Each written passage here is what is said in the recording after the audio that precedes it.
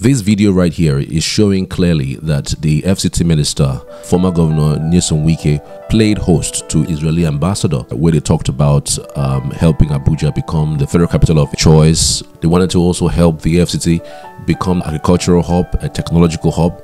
And let's just listen a little bit into what Israeli ambassador and Wike spoke about. It here is very, very commendable. So it's good for us to partner in order to have a large farm that will employ a lot of our youths, make them to participate, So I think that would be a major area of concern, and if you can open up that channel.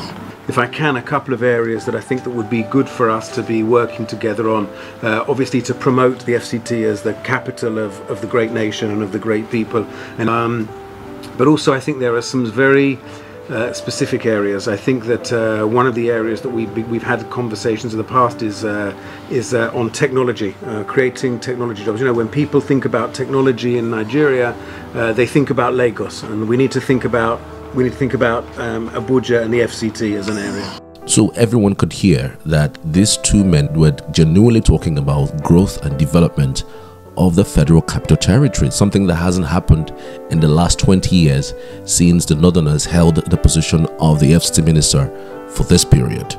But one Ahmad Gumi, a prominent Islamic cleric, asked President Bola Tinubu to remove Wike as minister of the Federal Capital Territory because he hosted Israeli ambassador in Abuja the other day. He says, quote, "The minister of the FCT is a devilish man. When he was appointed, I told you he was devilish, and some people were grumbling. He went and brought Israeli ambassador. Someone sent it to me, but I am yet to see and confirm." What is confirmed is Wike said he will collaborate with Israeli Prime Minister to improve Abuja's security. Therefore, Abuja will now be like Tel Aviv, where when they see anyone with a beard like us, they will say it is Bin Laden and kill him. Gumi also described those who worked for the success of the Muslim ticket as hypocrites. Muslims are the heads of the Ministry of Defense, but those holding the guns, if Israelis enter this country, there will be a clandestine operation against any outspoken Islamic cleric. We have seen the signs in the past. Why was Sheikh Jafar killed? May his soul rest in peace. Why did they kill Sheikh Albani? You can see how they are killing clerics. There is a list, and we have known this for a long time. So this is exactly what he said in his words. But this is really shocking. If you talk about the economic power, Buhari, who is from the Northwest, just finished his tenure, some few months back, and virtually everything was given to the Northwest. Just name it: defense, mineral resources, oil, NIPR, ports, immigration, everything, virtually everything you can think of that milks money, that gets money for the country, was headed by the North. So in terms of economic power, you can't really say that, because that's how it rolls. When a Southerner is there, it tends to get in more Southerners than there are Northerners, basically. But even then, this particular current government has really even done well for them, if you ask me. Given the amount of appointments they have had so far, there have been more appointments from the Southwest and the Northwest. The Southeast and the Northeast, have lagged behind when it comes to appointment.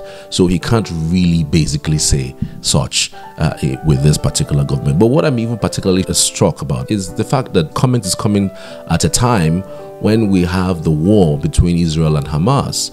Hamas attacked Israel on October 7th, and since then up until now, we've known that over 8,000 people have been killed, 1,400 Israelis have been killed, around 4,500 Palestinians have been killed, and so the war is still ongoing. We've known that there have been protests in Lagos, there have been protests in Kano, and even parts of Abuja, supporting Palestinians and calling out Israel. We've had peace, at least very recently, in the last few years. But why did Hamas attack them on October 7th? In a cowardly manner? Why did they come in, during the nighttime when people were asleep? Why didn't they come in the morning, in the afternoon, or in the evening? So I really don't see an end to all of this, because again, we also know Hamas is holding 150 Israelis. The Israeli government is not taking it lightly. So having said that, we know the outspoken former Minister of Aviation, I'm talking about the one and only Fani Kayode. I am still very shocked that he hasn't had any portfolio to manage in this current government. I'm still very, very shocked. I don't know the reason why, but fingers crossed, you never know, they might be preparing him for something much bigger. But he has come out to speak directly to Gumi. He took him to the cleaners, and trust me, it was something that I thought to share. You know, he was asking Gumi who were the ones slaughtering Christians in the north, who were the ones slaughtering people in Niger, slaughtering people in the northeast. Who were the people doing all of those? Were they Christians? You know, the painful part of what Gumi said was that he said if Christians become the president, they tend to some way, somehow kill Muslims. That was a narrative he was selling to the people he was speaking to. That is just inciting. And I don't think that, you know, these kinds of cleric who should be preaching peace, harmonious relationship, and growth and development in terms of religious tolerance should be made to even in any way, you know, speak in public. Well, let's listen to Femi Kayode, you know, basically asking critical questions as relates to what exactly Gumi stands for. I'm not too concerned about the rantings of this little monkey against the government, because there are many people that are in government that are paid to respond to him and handle that. And I am not in government. However, I am concerned about his rantings against the Christian community and against what I believe to be Southerners generally, both Christian and Muslim. That's how I'm reading all that he has said. Now, he has said Christians cannot be trusted with power, because when in power and when they're in control of guns, or when they're in power, they kill people, they kill leaders, they kill followers, they kill, whereas Muslims do not. But let me ask him this question. Was it the Christians that slaughtered over 100,000 people in northern Nigeria in 1966 in pogroms? Was it the Christians that killed over 300 Igbo officers in the July 29th, 1966 counter-coup? Was it Christians that slaughtered people all over the north from 1970 up until the present day? All over the north, slaughtered Christians, whether it be through Boko Haram, ISWAP, Maitatsini, and so many other extremist, barbaric, terrorist organizations. Was it a Christian that said that he would rather die than allow a Muslim to rule over the affairs of Nigeria? Was it not Sheikh Ahmed Gumi's father, Sheikh Abubakar Gumi, that rather said that he would rather die than to allow a Christian to rule our country? And amazingly, he died a few months later, and a Christian took power.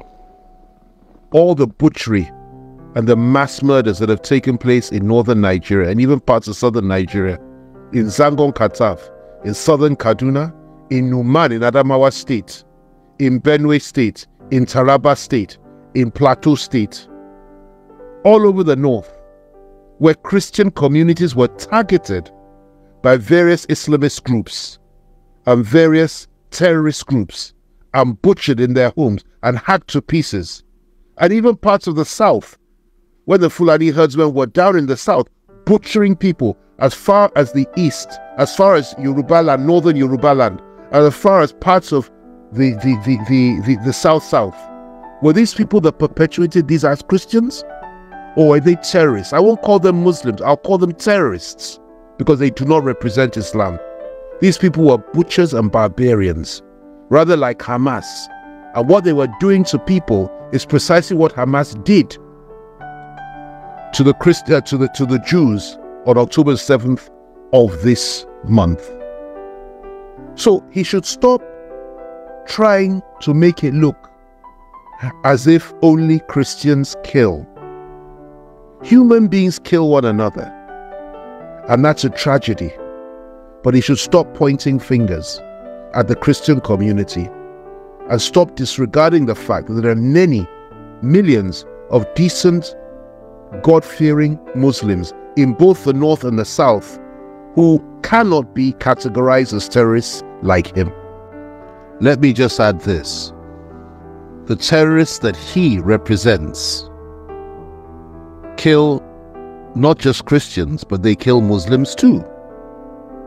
If not that were the case, how do you explain the fact that these same terrorists that this man represents and constantly defends and helps and rationalizes and negotiates on their behalf and so on and so forth and speaks for them and is their main advocate? That's what he does. He's their main advocate. These same terrorists slaughter Muslims in Sokoto, in Zamfara, in Kebbi, in Jigawa, and all over the core north. They also slaughter Muslims in Borno, in Yobe, in Adamawa, and all over the northeast. So, the people he represents, or rather the animals that Sheikh Ahmad Gumi represents, are not Muslims, they're terrorists. And they kill as many Muslims as they do Christians. They kill both Christians and Muslims. So who is he to now get up and say that Christians cannot be trusted with guns or positions of power or in the military or in the security agencies or intelligence agencies? This issue is above politics. If we are one nation, we should learn to respect one another. Nothing matters more than this. Whether you're a northerner, a southerner, a Christian or a Muslim, respect one another. Other than that, we may not have a nation left. And God forbid that this country should be engulfed in a religious crisis or another war. May God forbid that. I'll be writing on this in the next couple of days, but this is just a shot. And I would have gone much further had it not been for the fact that the governor of his state, that is Governor Obasani, is a good friend of mine. And out of respect to him, I'll be a little bit more restrained than I ordinarily would have been on this Gumi man, if not for that.